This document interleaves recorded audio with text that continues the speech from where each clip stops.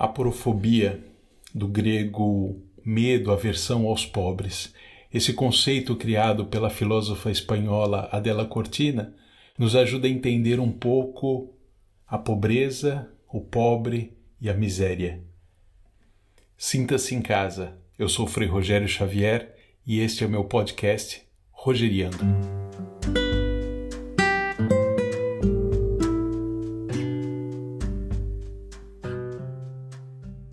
A primeira vez que eu tive noção de que existia a pobreza, não no sentido visível, mas no sentido teórico, eu tinha exatamente 15 anos. Eu cursava o primeiro ano do então colegial e o meu professor de história indicou a leitura de um livro que depois eu descobri que era um clássico, que é A História da Riqueza do Homem, do Léo Huberman. Esse livro eu devorei de forma voraz, porque ele fala exatamente dessas relações que existem entre o homem, a terra, o rei, o guerreiro, o sacerdote. Ele inicia falando sobre o feudalismo e como o desdobramento do feudalismo, o fim do feudalismo, o aparecimento do capital, até chegar nos nossos dias em que fala sobre o acúmulo. E eu me recordo muito bem que naquele livro a gente discutia sobre a pobreza não é um dado que cai do céu. A pobreza é algo construída e muito bem construída pelo ser humano. Bom, hoje eu gostaria de falar exatamente sobre isso, sobre pobreza, sobre aporofobia. E para falar sobre isso, trouxe à memória esse livro do Léo Huberman, que de alguma forma ainda ressoa na minha cabeça. E quando eu falo de pobreza, eu recordo um curta-metragem dos anos 90 que também me marcou muito, que é aquele curta-metragem Ilha das Flores, do Jorge Furtado. O filme é de 1989, se não me engano, mas a primeira vez que eu assisti talvez tenha sido em 91, 92, não me recordo. Esse curta-metragem ele teve o mesmo efeito do Léo Huberman. Ele me abriu os olhos para uma pobreza que se apresenta de uma forma invisível. Esses dias mesmo, depois que eu gravei o primeiro podcast sobre desumanização, eu conversava com uma grande amiga minha e ela me recordava que além do processo de desumanização, aquele processo que eu falava do George Agamben sobre o direito de matar no antigo Código Romano, existe um processo muito perigoso que é o processo da invisibilidade. As pessoas não são tratadas nem como coisas, elas simplesmente não existem, elas são invisíveis. Quem já teve o desprazer de visitar a Cracolândia, salta aos olhos essa realidade de coisas. Parece que são pessoas, mas ao mesmo tempo parece que são sombras de pessoas, parece que são zumbis que andam pelas praças. Porque a pobreza é uma coisa, a pobreza é uma condição social. Aqui nós estamos falando de miséria, a miséria que desfigura, a miséria que retira a dignidade, a miséria que animaliza e a miséria que leva à morte. Ainda falando sobre o curta-metragem Ilha das Flores, do Jorge Furtado, ali fica patente que as relações de pobreza, as relações de miséria, nascem de uma desigualdade econômica. O diretor magistralmente conduz a narrativa do seu curta-metragem de tal forma que nós entendamos essa cadeia de uma forma lúdica, entendamos essa cadeia de consequências daquilo que nós consumimos.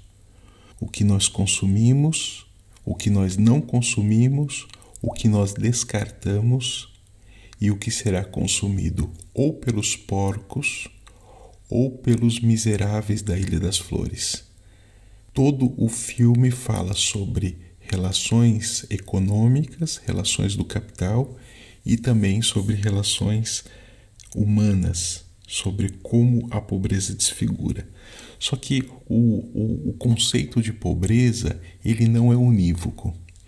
Então eu estou pensando aqui em dialogar com, por exemplo, o conceito de pobreza como valor dentro do franciscanismo ou dentro de todo o contexto da vida religiosa.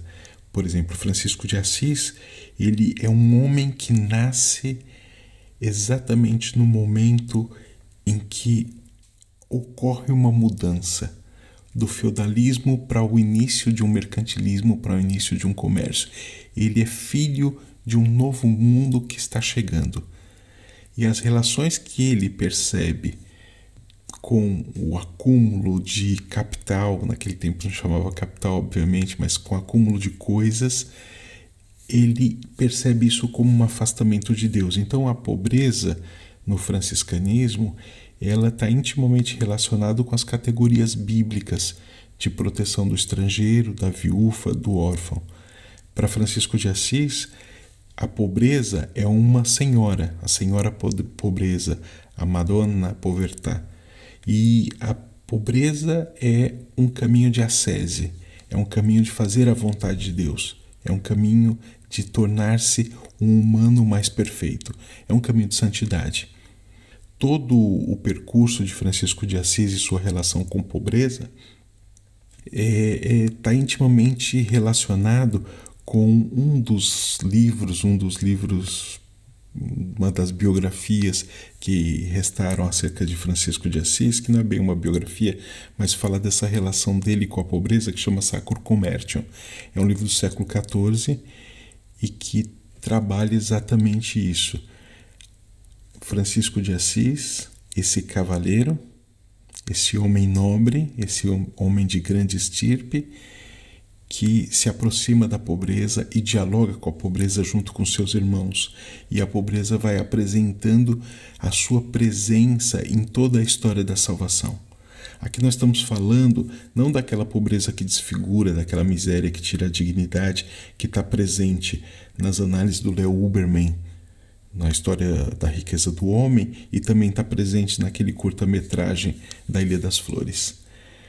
O que nos interessa hoje falar aqui não é a pobreza como um valor, que eu acredito verdadeiramente nisso, não a pobreza como um encontro com o outro, a pobreza como um desnudamento e a possibilidade de dialogar com o outro como ele é e aproximar-se de Deus. Aqui é essa pobreza social que é interessante nós falarmos. É inegável a contribuição que o padre Júlio Lancelotti faz em São Paulo. E ele nos abriu os olhos para um conceito que já era conhecido, mas ele colocou na boca do povo, que é o conceito de aporofobia. O conceito de aporofobia foi cunhado por uma filósofa espanhola chamada Adela Cortina, da Universidade de Valência. Ela, analisando a sociedade tal qual se conhece, ela começou a perceber que existe sim algumas patologias sociais. A patologia social do racismo, a patologia social da misoginia e também a xenofobia. Mas ela percebeu que essas categorias não davam conta de um tipo de preconceito, de pré-julgamento acerca dos pobres. Não adianta você falar que na Europa, no caso ela está dialogando com a Espanha atual, a Espanha inserida na União Europeia, ela não está dialogando com essa possível xenofobia existente. Ela fala, não, existe aqui um preconceito contra a pobreza, só que não existiam palavras. E os conceitos têm esse poder de trazer algo que já existe e transportar para o debate público. O conceito ele tem o poder de fazer com que a coisa apareça. E o conceito de aporofobia não é que inventou a pobreza, mas deu a possibilidade de uma discussão. Existe sim uma aversão ao pobre. E a Della Cortina, ela trabalha esse conceito de aporofobia não numa perspectiva somente eles são estrangeiros, nós o odiamos, porque logo no início do livro ela diz quando chegam os estrangeiros com dinheiro na Espanha, eles são muito bem aceitos. O problema não é com o estrangeiro com diferente, é com o estrangeiro pobre. Aqui eu vivo aqui na Europa e eu fico impressionado a diferença da comoção para com a chegada dos sírios, a chegada dos refugiados do norte da África e a chegada dos ucranianos com essa guerra. Existe aqui racismo, xenofobia e também aquilo que nós imaginamos, o que está no nosso imaginário do que é o pobre. O pobre que vem e é um perigo. É isso que é a aporofobia. A aporofobia tem esse poder de criar entre nós um imaginário de que os pobres são uma ameaça para a nossa sociedade. E a Della Cortina, eu não concordo muito com isso, ela vai falar que o nosso cérebro ele é aporofóbico. Nós já imaginamos as coisas, já faz parte da nossa constituição humana, enquanto humanos, ter aversão pela necessidade. E mais, ela continua dizendo que o único caminho para que esse fenômeno antigo de aversão da pobreza seja combatido e superado é através da educação. Somente a educação vai fazer com que nós quebremos esse mecanismo e percebamos o outro como uma pessoa. Citando a Della Cortina, no seu livro Aporofobia, da editora Contracorrente, ela diz sobre o conceito de aporofobia: dar nome a essa patologia era urgente para poder diagnosticá-la com maior precisão, para tentar descobrir sua etiologia e propor tratamentos efetivos. Patologia social que está presente em todas as sociedades. O pobre como um perigo. Nos últimos tempos, como eu falei anteriormente, esse tema tem ganhado as manchetes com o padre Júlio Lancelotti, que na cidade de São Paulo ele começou o seu trabalho, mas não agora, há muitos anos, acho que toda a vida, todo o ministério dele foi dedicado a isso, às pessoas de rua. E a situação das pessoas de rua foi agravada de uma forma gritante durante o período da pandemia. Pobreza, fome, frio, morte. A pobreza não uma pobreza estetizada, não uma pobreza para fotografias, mas uma pobreza que perambula as ruas de uma grande cidade como São Paulo, que poderia ser Roma, poderia ser Paris ou poderia ser Nova York. Júlio Lancelotti, ele lida não só com a limitação social de atendimento às pessoas mais necessitadas, como também com todo o discurso do ódio. Haters que aparecem nas redes sociais para falar que isso não é evangélico, que na verdade ele está fazendo autopromoção, que na verdade isso, aquilo. O discurso do ódio perpetuado contra as pessoas que querem ajudar aquelas pessoas que são pobres. E alguns chegam a dizer que isso não é evangélico. Jesus não gostaria disso, porque Jesus falou que pobres sempre tereis entre vós. Desconecto completamente aquele texto de Marcos da realidade da pregação do evangelho e fazem uma afirmação absurda para dizer que deixa a pobreza acontecer. Deixa a pobreza acontecer. Só que o Júlio Lancelotti, ele colocou na discussão esse conceito de Della Cortina, aporofobia. Só que não de uma forma acadêmica. Eu estava assistindo alguns vídeos de pessoas muito simples, moradores de rua, utilizando o conceito para dizer o que eles vivem, a realidade que eles vivem. Uma realidade que as pessoas realmente têm tem medo deles. E também a realidade da arquitetura aporofóbica. Eu vi esses dias uma reportagem das várias técnicas arquitetônicas para afastar as pessoas das casas, desde a plantação de coroa de Cristo para que as pessoas não possam dormir na marquise do prédio, passando por a colocação de grades e uma muito sofisticada que é o gotejamento. Na marquise se coloca gotas e fica molhando a calçada toda a noite, o que impossibilitaria uma pessoa dormir ali. Além de todas aquelas técnicas de colocar pedras, de colocar planos inclinados, que seria impossível, divisão de bancos ou coisa parecida. A arquitetura aporofóbica manifesta como essa aversão está presente na nossa sociedade. Uma música do Criolo, ele diz que não existe amor em SP. Ele já deu várias entrevistas sobre isso, mas é interessante perceber isso como que as cidades elas são desumanizadoras. E não só desumanizadoras, como também invisibilizadoras. Nós frequentamos as cidades e não percebemos isso.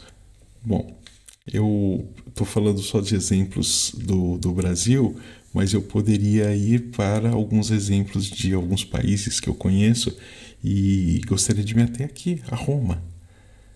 A Roma, que se você anda de madrugada, você vai encontrar pessoas nas ruas. E se você pega o metrô e vai para Rebibbia, que é uma região, a última estação do metrô da linha B, você vai encontrar uma favela a céu aberto. Coisas que você não imagina que possa existir na Europa. Eu penso, quando você anda aqui em Roma, você normalmente não tem medo de ser assaltado, mas uma vez eu estava indo na feira de livros nos arredores aqui de Roma e eu peguei o ônibus e pelo Google eu tinha que atravessar um viaduto para chegar na feira. Só que esse viaduto era lotado desses trailers morando pessoas. Era uma grande favela feita de trailers, mas era uma favela. Só que tudo isso está invisibilizado. O que nós poderíamos conversar sobre isso? Ou nós fazemos a pobreza se tornar algo estetizado, bonito, ou damos um valor evangélico, um valor de ascese, um valor, categorias bíblicas, não para justificar, mas para entender a pobreza com seu potencial libertador, ou nós discutimos a pobreza como um subproduto do capitalismo. E a pobreza é necessária para o sistema capitalista. É necessária porque são esses pobres que trabalham, são esses pobres que geram riqueza. Só que até um certo nível de pobreza é aceitável. O Bauman diz que existe a pobreza e os trabalhadores são pobres e são remunerados de tal forma que permaneçam pobres. Mas para baixo desse nível da pobreza existe aquilo que ele chama de extranumerários, o que no Evangelho vão chamar, na tradição da teologia da libertação, de excluídos.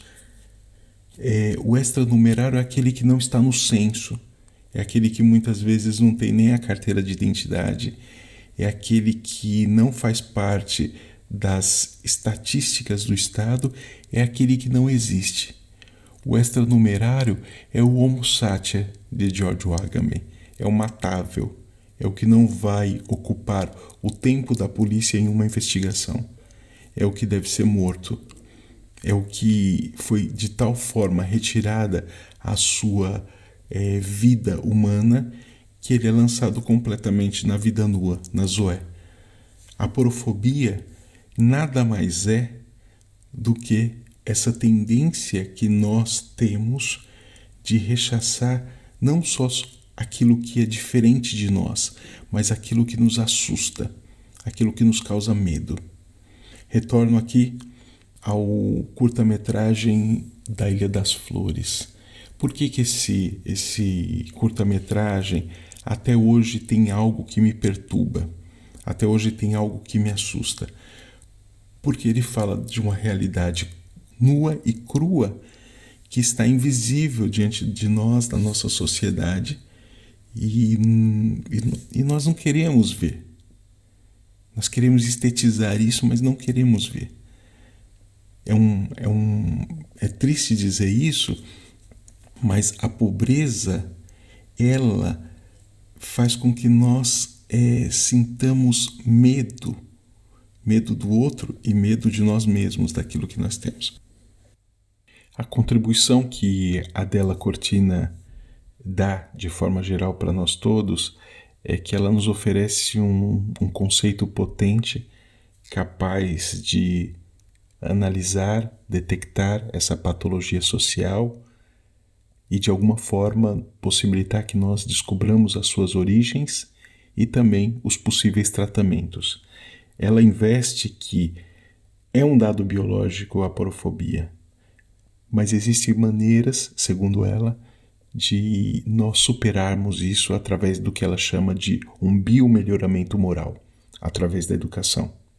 A pobreza é evitável. A pobreza economicamente é evitável e a aporofobia, por meio da educação, é capaz de ser superada.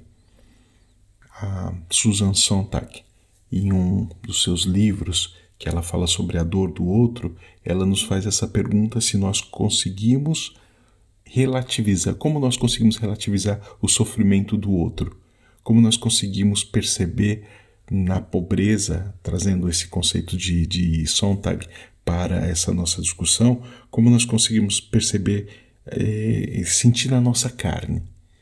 Talvez a experiência do Evangelho não seja somente uma experiência de contemplar o pobre e de justificar que os pobres sempre existirão.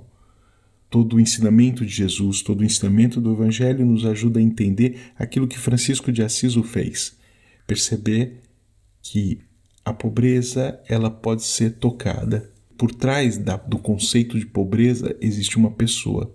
E essa pessoa é de carne e osso. E ela sofre, ela tem sentimentos. Essa é a grande sacada e a percepção e a tradição que o padre Júlio Lancelotti leva avante.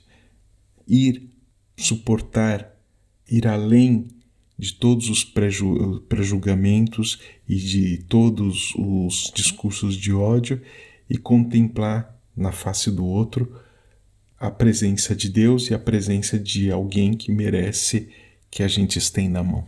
É muito bonito pensar isso, mas também é muito difícil. É muito difícil também porque nós não podemos poetizar a pobreza.